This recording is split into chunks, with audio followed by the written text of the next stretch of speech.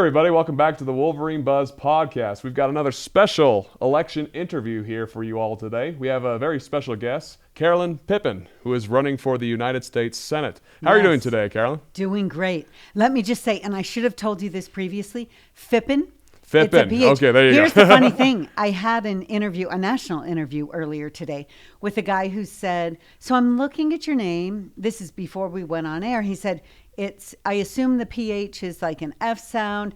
And I said, yes, it is. He said, oh, I was going to ask you if it was Pippen. I was going to ask you if you were related to Scottie Pippen. Now, you guys are probably a little too young for this, but that was back in the 90s. He was with the Bulls. And I said, here's the thing. My husband's name is Scott, and there has been confusion at sometimes before when people see the name, and I've had to explain, no, he's a short white guy with not nearly as much money. Yeah, Well, woe is us, right? Woe is us. that's right. You know, I think that's a great introduction to, or at least transition to, knowing a little bit more about you. So, I mean, just from the start, I know you personally from Senator Lee's office. You used to be an area director, was it?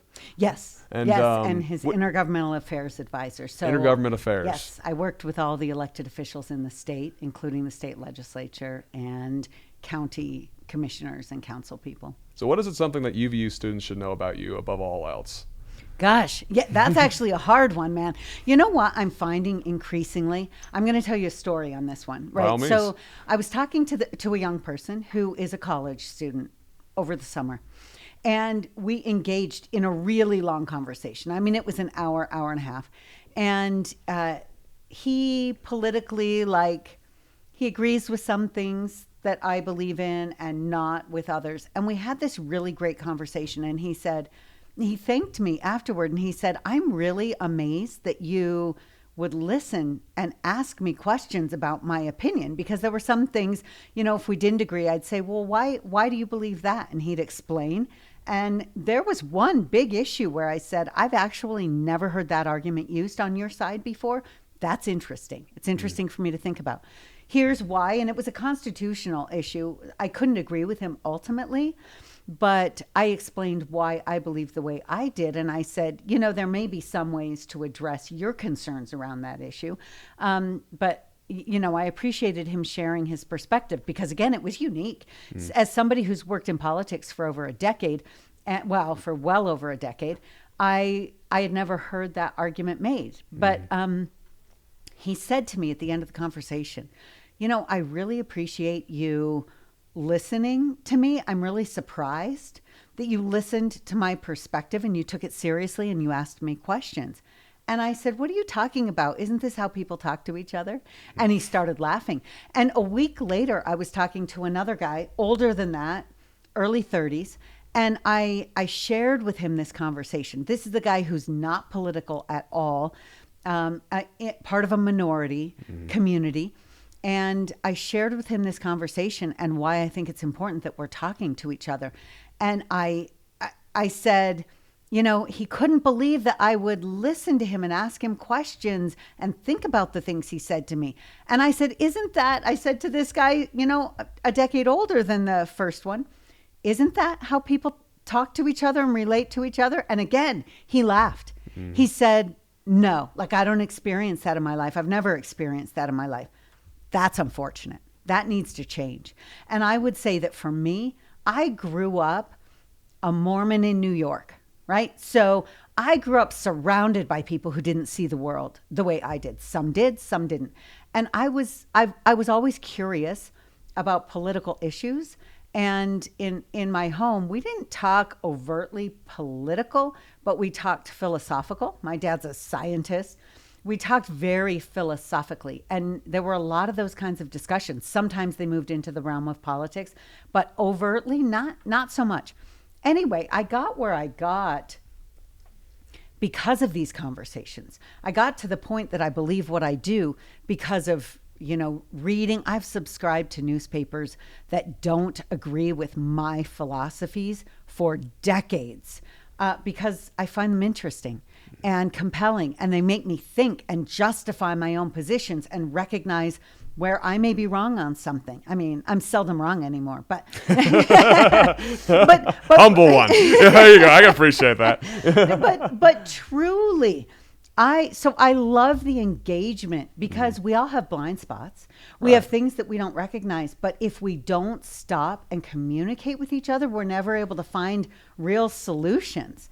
And so it was shocking to me that so many young people have never had these kinds of experiences. And I'm finding as more and more things become politicized in our society, that even people my age have trouble having these conversations now. I don't think that was the case 20 years ago. And I actually don't think it was the case so much even 10 years ago. We have to change that because if we ever want to come out of this downward spiral we're on as a nation, we have to be able to communicate. So I would say I'm extremely skilled at that. Mm-hmm. And, that doesn't mean you can talk to everybody. When people have fundamental disagreements with the Constitution, you're not going to find common ground.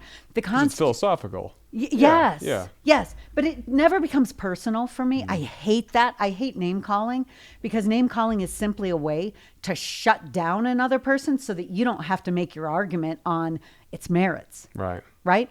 But I say all the time, the Constitution is the negotiated middle ground. People from both sides negotiated that document to protect the people against the government. For anybody who wants to live a life as free as possible from government interference, you ought to love the Constitution. That's what it's about, right? It protects us from searches and seizures, from a weaponized government. It allows us to speak. It allows our press to operate freely. It allows us to worship or not worship as we see fit.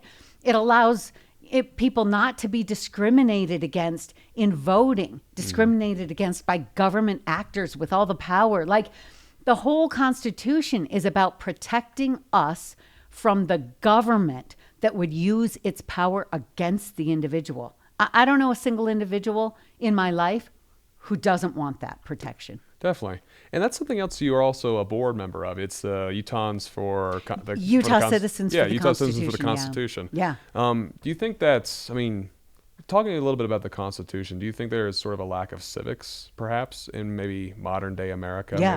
Maybe people get turned off by politics, and for that very reason of people being like this negative name calling kind of politics. Kind of politics that we have. Yeah. Yeah, that's where it comes from, right? Because I'll tell you, I was talking to somebody last week, this gentleman who teaches in colleges, a couple of colleges. He does not live in Utah. And he teaches constitutional law. And he said, when people talk about the Constitution, it was this document written by old white men who owned slaves, and it's awful, the institutional racism and all this stuff. So he said he always asks, and he's had these conversations for decades. He always asks, what is it in the Constitution? Like, what is the specific, thing, because I can't think of a better word, in the Constitution that is racist or that is harmful? And he said never once has he had someone who could respond with specifics. Instead, they respond with name calling, right? Superficial accusations. That's racist. Oh, seriously, how's it racist?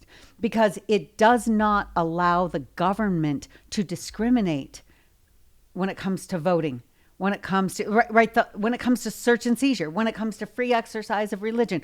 All of these things are, now that doesn't mean people are always perfect. What it does mean is that the basis for all of the institutions in our government are on top of a document that does not discriminate. If people do, they are in violation of the protections offered within that Constitution, right? So whether it be racism or sexism or any other ism that exists, it is the application of that document that is being wrongly applied by an individual, because we're not perfect. And I feel like that's a great transition to, a little bit about the politics that I want to talk to you about today. Of course, this is something. The review's had a lot of. We've had a lot of congressional candidates on the show. We've had Burgess Owens. Even in this race, we had Trent Staggs on the show. And it's something I like to ask all congressional candidates in general. First and foremost, we could talk about policy, right? But the main thing we want, before even all of that, you have to have a plan to get it done. So let's just transition into policy for a little bit. And this is something I always like to ask. Once you're elected, say that you're elected, Senator Phippen. Yes, there you go. Yes, Senator Phippen is elected, right? Here you are, sworn into the Senate. You have to deal with 99 other colleagues inside the Senate. You have to deal with 435 members of the House of Representatives. Take a thing like an issue like the budget. What is your plan to try to bridge the gap between different, polarization issues, differing opinions on these issues? What is your plan to actually get legislation passed? Yeah. I will tell you this. At times, the best thing, I have a plan for that, but I'm going to say before I say that, oftentimes the best thing is to just say no. No more bad legislation. No more bad spending when we are $33 trillion in debt with escalating interest rates that will make paying that debt increasingly difficult, right? And will burden all of you young people and are at the heart of the economic problems that we're suffering right now, where families and students probably are shocked when they go to the grocery store. And we're going to start seeing that type of thing more and more. I think heating costs over this next winter are going to shock a lot of people. Those things matter. I think it's either, I've seen different numbers, and I think it may have escalated a bit recently, but between the average Utah family is paying between, I want to say $700 and $1,000 more per month as a result of this inflation. That is significant. So, so sometimes saying no, but also I think conservatives are really good on what the right policies are. I think where sometimes we struggle is on strategy. Right. And there's a lot of infighting. Yeah, that's right. There's a lot of infighting. Right. Well, here's the thing. Some of that infighting is maybe strategic. Right. Like sometimes people will say to me, we need to all agree. No, we don't need to all agree. Sometimes those disagreements can push people into a corner enough to get a piece of what you want, even if it's not the whole thing. Right. And what we sometimes forget as conservatives is that moving in the right direction may be all we can get sometimes. We may not be able to get the entirety of what we want at one time, but let's just start turning around this massive ship that is, I was going to say this massive ship that is heading off a cliff, but I don't think ships are on cliffs. There you go. We got a station wagon. Those metaphors. But truly, we are headed so completely in the wrong direction that just starting to turn us in the right direction, however incrementally that might be good enough at this point. We are not going to get fully in the right direction without some pain. We've gone too far. But in order to work with other people, I think it is sometimes, and I'll tell you, our media doesn't cover this, but I know this from working with Mike Lee. He has had bills with lots of Democrats in the Senate, including he had one with Kamala Harris, by the way. Our media never covers that. They say he can't do anything because he's so extreme. Right. Well, the fact of the matter is he seeks, and I will do the same, he seeks for where there is, if we're principled, we can find generally some little area of crossover, even if it's just a little, where our interests intersect with people who don't see the world the same way we do. But where there's this piece that we can all agree needs to change. And we can find ways to work with them on that. So you want to find compromise. That isn't compromise. Right. Because my principles remain what they are. Right. You want to find the areas where you agree and move forward. And I'll tell you, there's some legislation I'm working on this year at the state level. And there's a bill really similar to what I've been working on with a member of leadership. And there was a bill a number of years ago that did essentially the same thing. It got killed by leadership instantly. Now, part of it is some of the behind the scenes garbage that becomes personal up there. But I'll tell you what another big, and part of it is that there are shifting opinions about some of these issues. And so that's helpful. But I'll tell you what another big part of it is, the language that I use. I think that is a way, unless people are not interested at all in constitutional values, there are oftentimes ways that we can talk to them. We can identify, for instance, there's this one piece of policy that I really care about, and I care about it for X reason. But I know that a bunch of moderates who I actually have a number of moderates supporting me on this campaign, even though I am a staunch conservative for this very reason. A number of moderates who they don't care about X reason and they think that's conspiracy theory. But I'll tell you, they care about Y reason, which my bill also accomplishes. So I'm going to talk to them about Y reason. And I care about Y reason too. But the whole reason I'm making sure this legislation gets through is because of X. I'm going to speak different words. I'm going to figure what it is that you care about, that I also care about, that will drive forward the policy that we both care about if I just explain it to you in a way that's compelling to you. Okay. So I'm finding great success on that. Now, I do think there are some divisions that are really difficult to bridge, but I also know that in the United States Senate, there has been, over the past decade plus, a growing group of people who are interested in making significant changes in the way the Senate operates, but they need more support. And I want to be a part of building a conservative majority in the United States Senate. And when we have enough people like us, then it becomes a whole lot easier to get things done. And I think we have that potential next year, in 2 years, in the United States Senate. And I plan to be a part of that. Definitely. Thinking about that, let's move into the first issue and let's sort of apply that. So Okay. I want to talk to you a little bit about the budget. It seems to be that, just being an outsider perspective here, it seems like this Senate race has centered around the budget. Your campaign talked about it during your announcements. Trent Staggs' campaign talks about it. Brad Wilson's campaign talks about it. The budget is a big issue. And I can tell you as a student, I'm concerned. I remember when I first became going into journalism, right?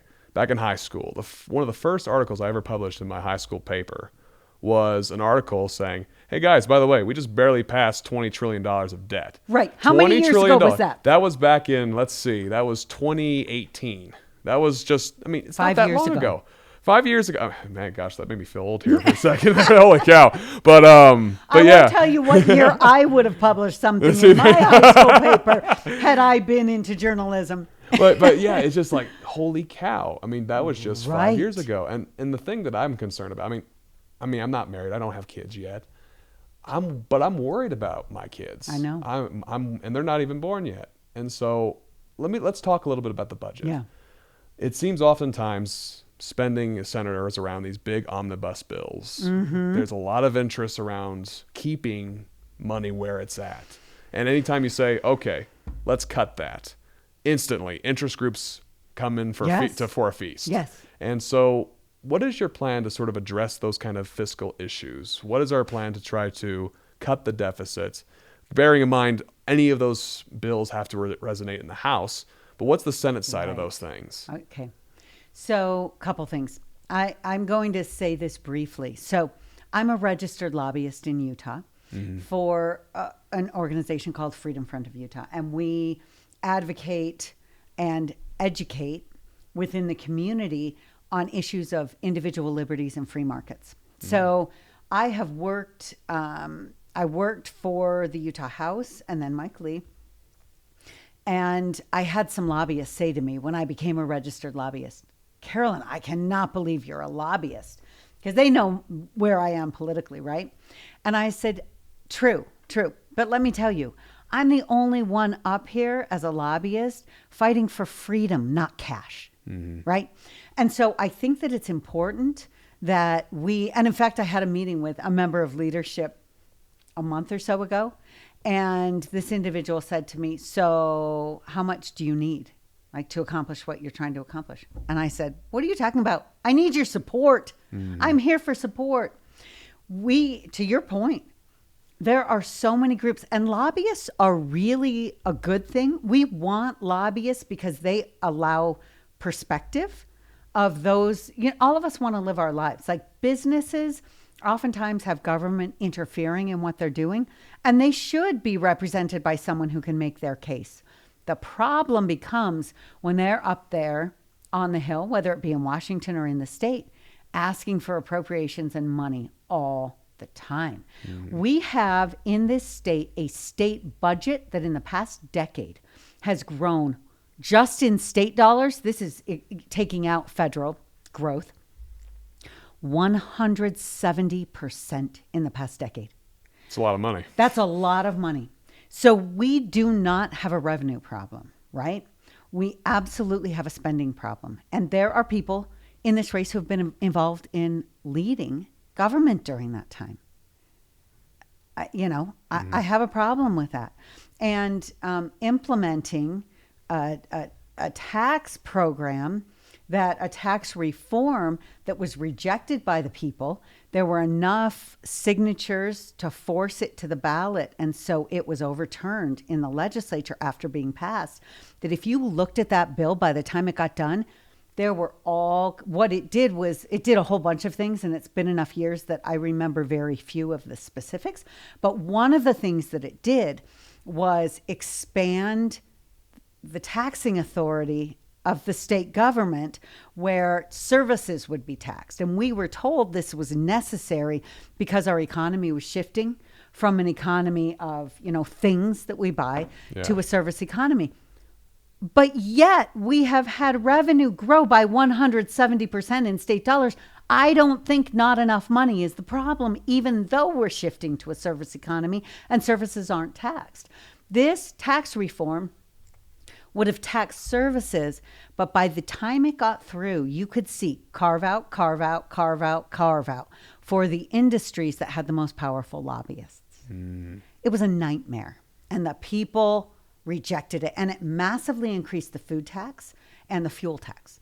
So my point being that, yes, there's a place for lobbyists, and then there's another place where our system has been so corrupted by them. And treatment is not equal under the law. It's based on who can talk the fastest or whatever else. I don't know. But that is problematic, and that's a big part of what's leading us over this cliff. Definitely. And so, there's a lot that needs to be done with the budget. We bring in $5 trillion a year and spend $7 trillion. There's no glide path in place for getting off of that and scaling it back. And it was massively ramped up under COVID, and we're not pulling back much. So this is a significant problem that needs to be addressed. I have a number of, in fact, I've been consulting with an economist who, by the way, I published a couple of op-eds this year in the Deseret News with this economist, Thomas Young, about tax cuts and the state revenue shortfall that we have. That one was passed maybe a month or so ago. We have $130 million state revenue shortfall, despite the fact that we had $5 billion extra dollars this year. Yeah. And that's because our economy's slowing. We have to cut. And priorities have shifted oftentimes away from the fundamental responsibility of government to those things that are not. So government tends to, when that occurs, I've seen it over and over and over for decades. As that happens, the most fundamental responsibilities of government become neglected, and they begin to not perform well in those. And I hear all the time from legislators, we can walk and chew gum at the same time. Maybe so, but it's never been done successfully over the long term. Just watch history. It has not. And even in our recent history, it has not. So there's always a shift to whatever the new shining object is. and then greater and greater failures in those things that are the most fundamental duties of government. So, and those are different at the state and federal level. But as far as cutting back, there are a lot of things. There are a lot of things that we can start to do. I'll tell you one really quickly. And I have a host of ideas. But one is we have those federal workers who were hired prior to 2013 are contributing 0.8% of their own money to their retirement. People hired in 2013, I want to say, are contributing 3.1%, and anybody 2014 and beyond are contributing 4.4%. That's a big difference. 0.8, 4.4. We could save tens of millions. I can't think of that number off the top of my head. Tens of millions of dollars a year if we just took that group. And that's minimal in the big picture. But if we can start to pick off these things, these are the easier things before we start negotiating the things that we're really going to struggle with. And we will struggle with entitlement reform, but it has to be done. But if we can start picking off these smaller things and move on to others, I think there are opportunities for everyone to come to the table on some of these issues. And like I said, I have a handful of them at this point. I plan to have many more over time as I continue researching and looking at what opportunities might exist for reform. And then when I get to the Senate, start talking to my colleagues about these various things. I'll tell, that answers your question. I'm curious too. I mean, there's a lot of ideas of what entitlement reform looks like. Yeah. I mean, some people say, okay, we need to control how these programs are growing. I remember reading something, Medicaid and Medicare, when it was first originally proposed, it was $68 billion for the program total. Okay. $68 billion. Those have grown to be hundreds of billions of dollars, and it seems to grow every year. And rightfully so. People are entitled to the benefits they are worked for all their lives. And so when it comes to entitlement reform for things of the entitlement variety, what would that look like for you? What's your brand of entitlement reform? Block grant to the states. You save significant money in federal administration. You put the administration closer to the people. You cap those block grant. You cap the growth at CPI, urban CPI, which is higher than rural. So fine, things cost more in the cities. That's fine. But you cap it at CPI. Right now, the growth of those programs is significantly higher than the rate of inflation. That should not be happening. And I'll tell you the other thing that we saw, massive distortion. If you go back and look at the institution of Medicaid in the I almost said in the 2060s, in the 1960s. In the future. There we go. It's been a long time. I've got my DeLorean parked out front if we need to. All right, we'll be good to go. Literally. In the 1960s, The 1960s. I studied this years ago, right? So my dates are messed up. I'm living in the 2000s now. But in the 1960s, when we instituted, I think it was Medicaid that was the first, and then it was Medicare that was first, and Medicaid came later. So when that went into effect, you can look at the just private health care costs, the growth of health care expenses. And I don't mean just expenditure. Well, give me a second. I take away what I just said. The growth in healthcare spending and even pricing as well, was significantly higher than the rate of growth of inflation. Significantly higher. Because you're distorting the market. So you had, people looked at this as it's a small slice of the population. These people need this. When you take it out of private hands, like if you feel like you need to have some kind of funding that helps to, stabilize the elderly and the most at risk, through Medicaid. As a society, if we make that decision, first of all, it's not the role of the federal government, and there could be a place for state government to do that if the people choose. But then at that point, if you allow it to still operate in a free market, there potentially are some issues because of the funding stream that still will distort the market. But if you look at the growth in healthcare costs to even private consumers, it's just like what happened with university tuition once you started having all of these student loans, right? Especially federal student loans. You have a skyrocketing in costs. So what happens is people used to pay out of pocket for a lot of their things. Some people had health insurance, but healthcare was affordable to regular middle class people who did not live in the type of luxury that middle class people live in today.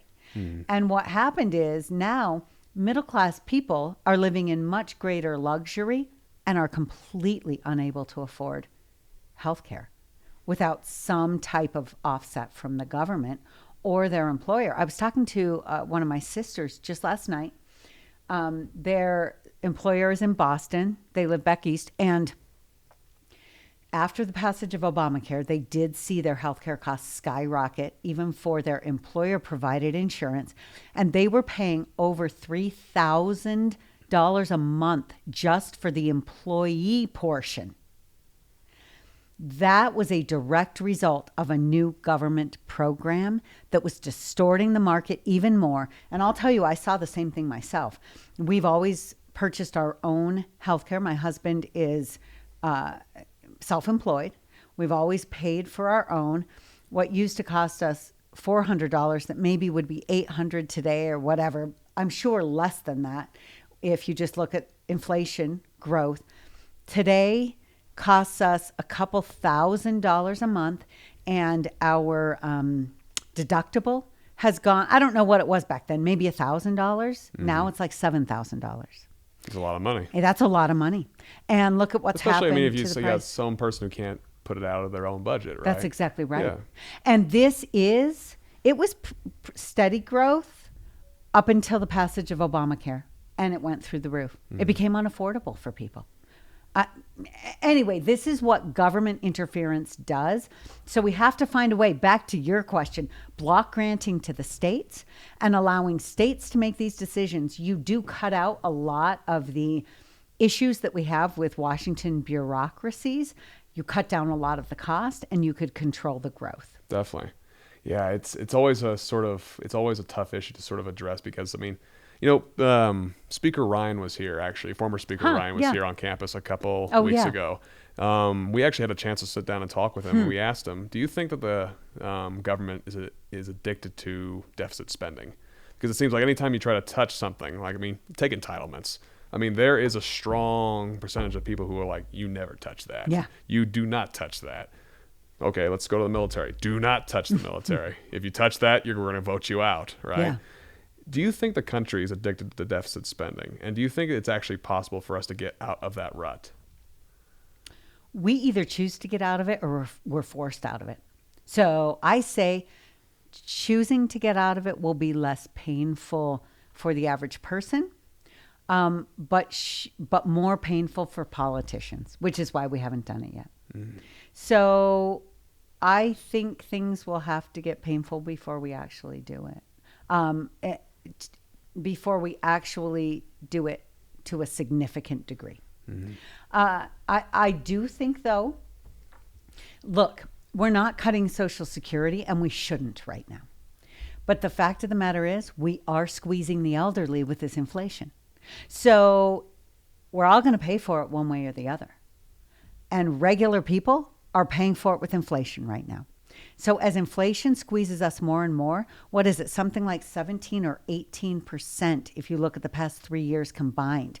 That is just if you believe official numbers, which don't include, don't include food and fuel, right? So, the two most important things of your budget. That's right. Right. So, and we absolutely have to have food. And fuel drives the cost of a whole lot of other things that we have, right? Because trucks bring us so much of what we use every day, and it is forcing a lot of these other the arteries of America. That's right. So I do think that we will see continuing escalating inflation before it actually gets better. And I know inflation's coming down, but we're still at 17% for 3 years. That's astronomical. Especially for the United States. I mean, this isn't Venezuela. This isn't like places that are experiencing, hyperinflation. I mean, that's pretty high for the United States. Yes. I heard an interview the other day. It was an economist, and I'm trying to think of what the number was. She said that there's this thing called galloping inflation. I had never heard that term before because I can't remember what the rate was. It was something like 100% inflation or something. She said, oh no, that's not even hyperinflation. That's galloping inflation. I'm like, well, that sounds pretty astronomically horrific to me, right? So we have a long way to go. But the problem is, I think it was Hemingway who said this. These things happen gradually and then suddenly. Definitely. That's the problem. Once you're in the spiral, you can't get out until you hit. Exactly. Yeah. And you talk a lot about that on your website, about inflation and so forth. Yeah. What's your strategy to try to help when it comes to the inflation rates in America? Yeah. We've got to start cutting back. We have to have a plan in place, and it has to be a glide path. You can't just suddenly cut all kinds of things. But we do need to start cutting back. Again, we suddenly escalated spending. There's no reason to continue that. 170% in the state alone over a decade? That doesn't even make sense. And again, we're starting to see shortfalls now. So we can either choose it or it can be forced on us. And forced is always more painful. So let's start to make smart decisions. Let's start to peel back where we can, where the easier decisions can be made and work our way through. But it's not like we have decades to do this. We need to start, and we need to start today. Definitely. I want to be respectful of your time. Sorry, I've gone over a little bit here, but let's go into a speed round real quick in terms of a few of these things. Let me briefly touch on education. We mentioned student loans here earlier. There's a lot of students out here who are listening to this being like, well, I got student loans. These student loans I was marketed these student loans. They're like, all right, don't worry about it. Don't worry about it. Just take the loan out. You'll be just fine. And then here they are strapped with debt with an undergraduate degree. It is horrific. It's horrific. And then people, some of my professors are still paying off the graduate loans that they're doing. And it's insane. Like it's insane the way the system has sort of revolved around student loan programs. So what do you believe is the core issue of student loans, and how would you try to address that for students? Yeah, it is devastating an entire generation. I'm going to give you an example. So my dad has a PhD from Cornell University. He grew up in Layton, Utah, quite poor. He doesn't remember this, but I remember him telling me how he would sometimes ride his bike to the University of Utah. And maybe he didn't do it a lot, because I asked him about that a few years ago. He's like, because I thought he did it every day. No, he didn't. But anyway, it's a good story. It's a good story. I wish I hadn't checked with him. I could still be using it like it's a thing. But it's a good metaphor there. Yeah. But literally, he and my mom got married, drove to Ithaca, New York, having never been there before, got his PhD at Cornell, dirt poor raising kids in college. She was home. And he was able to do that without student loan debt. Like, that's unimaginable today. Absolutely unimaginable.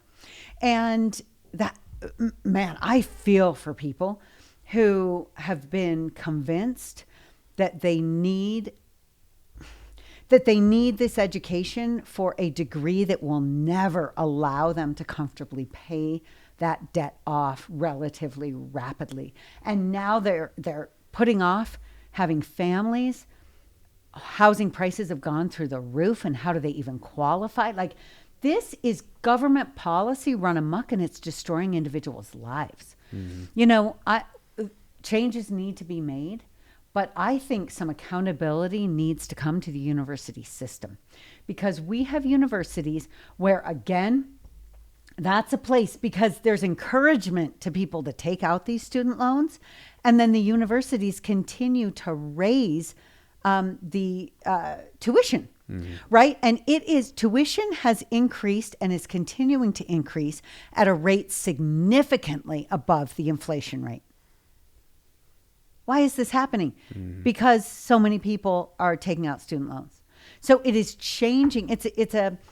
It's changing the analysis for the universities. I'll tell you, my son's So 5 boys, 4 of them are adults, but one of the adults is just barely, and he graduates from high school this year. Oh, congratulations. Yes, thank you. And he is looking at universities for after his mission. UVU is a good school, just saying. I know. I'll tell you, so he already has made a decision. He's a lacrosse goalie. Okay. Well, we'll forget. We'll let it pass for right now. UVU actually has had an amazing program. And I don't know who the coach is down here, but you guys just lost a coach who he played for. Yep. And he loved him. Like, he loved him. But anyway, he's a great guy. But he has been recruited.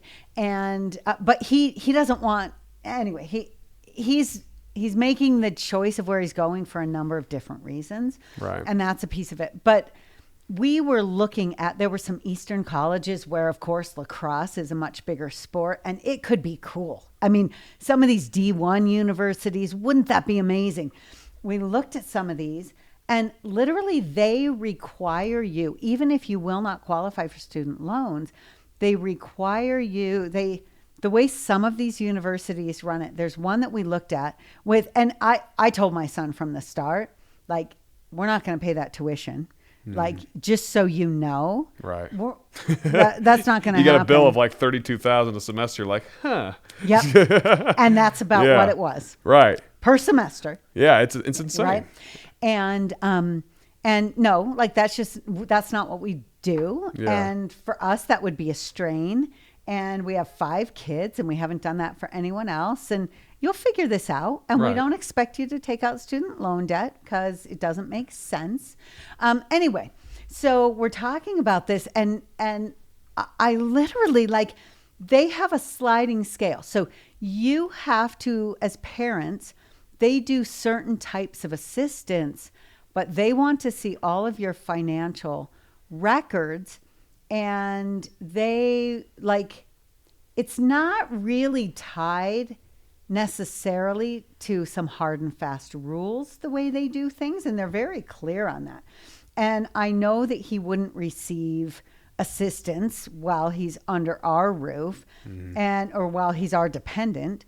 And so... But they won't, and let me say, lacrosse doesn't give scholarships. I mean, you're not getting it. So even if you're really good. It just barely became a sanctioned sport for the high school. Yes, yes. But even in the East, like, it's not a big, professional lacrosse players, we laugh about it. Because professional lacrosse players all have full-time jobs. And they play lacrosse on the weekends, and they're professional lacrosse players. And they get a salary, but it's not enough to survive on, right? But they love it. So they do it, and they play.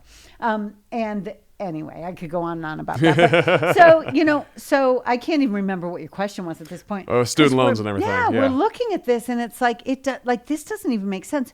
And our son is actually, I have 2 super practical boys, and he's one of them. And he's like, yeah, like, why would I take out a student loan? Like, that's just silly. And so to him, he understands it. But, some of my other boys may have looked at that and been like, oh, well, they're telling me, right? The fact of the matter is, these are young people, and they're being told by trusted adults in their lives who are experts that this is the way you do it, and it's driving up the cost of tuition for everybody. That has to change. I don't know what some of the accountability measures need to be. So basically, we keep an eye on universities that are trying to... like force loans and so forth, like maybe like with for-profit universities and so forth. No, it's not even that, because plenty of universities, that's what the Obama administration did. And what it did was allow a bunch of other universities who are like state-funded universities and private university nonprofits well, I don't know that they're nonprofits, but they're not for-profit, so I assume they are, with massive endowments. They weren't held to any of those same accountability standards. Right. So maybe that is a part of it. Like, I've talked to some state legislators about implementing some of this kind of thing, and there's been massive pushback from even Utah universities. And that is, and I know some legislators have tried this in the past. When you go to a school, and it's just informational. So here's what tuition costs are. Here are the different majors, and then those schools are required to track the average salaries of their students over a 5-year or 10-year period who graduate in those various majors so that you can analyze the data and make a decision based on your cost benefit analysis, right? Mm-hmm. Let me tell you, universities have pushed back ultra hard and gotten those bills killed. Mm-hmm. People need information. Good information drives good decisions. I'll tell you, Speaker Hughes used to say that all the time, and he is not wrong. Good information drives good decisions. So anytime somebody is trying to shut down information, I don't trust them. Definitely. Being respectful of your time here. Absolutely. Let's talk a little bit about, just briefly, on the primary. So, right now you have two major opponents, Trent Staggs and Brad Wilson. Yeah. Both of which have been pretty vocal. Before you answered the race, have been both pretty vocal about why they're the best ones. Yeah. Trent came on the show and he talked about how, he made the criticism that, he announced before everybody knew that Mitt Romney wasn't going to run again, that he was the best candidate for that. Yeah. Brad Wilson said at his announcement, listen, there's a lot of people, Brad Wilson's listen, a lot of people offer rhetoric, but I'm the one who's really going to get things done. So let me ask you that question. Why are you the best pick during this primary season? Well, caucus season, as it were. Yes. I'll tell you. You know what I care about a whole lot more than getting things done? Getting the right things done. Right. We are $33 trillion in debt because a whole lot of politicians said, I'm going to go back to Washington and get things done. I don't trust anyone who doesn't include the right things in that phrase and prove it through their actions. So a couple things. I could have declared early as well without a team in place that was the right team and without knowing that I could come out really strong. That would, in my estimation, for me, be foolish. So I didn't do it. Timing means kind of nothing in the end. This election, the first phase of this election, is next year. In May, I want to say end of April, beginning of May. I don't have the dates off the top of my head, even though they're in my calendar. And then the primary is generally the end of June.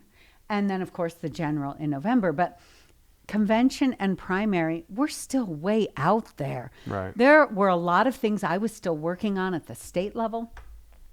Still kind of am while I'm running this race. Is important work that I was tied up in doing and ensuring that I built the right team. And I'll tell you, frankly, I had made a decision not to get into this race a while back.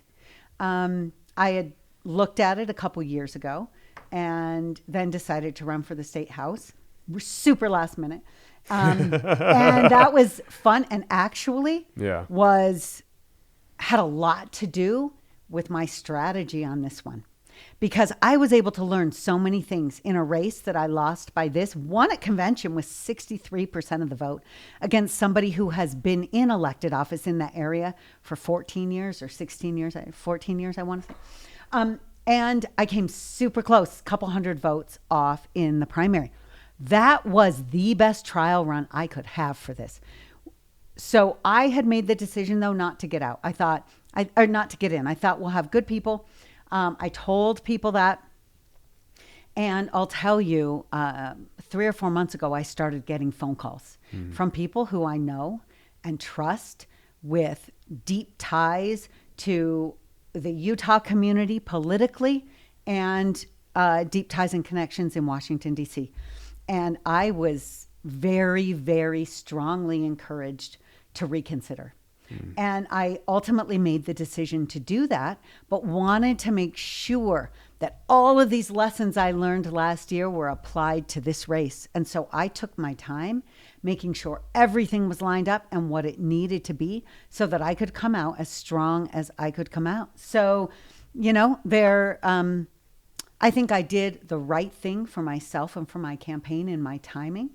And I also think that I have consistently been somebody who has said, we need to cut budgets. We need to better represent the people. And I have consistently stood for constitutional principles and the leadership role that I've taken as I represented Senator Mike Lee in this state.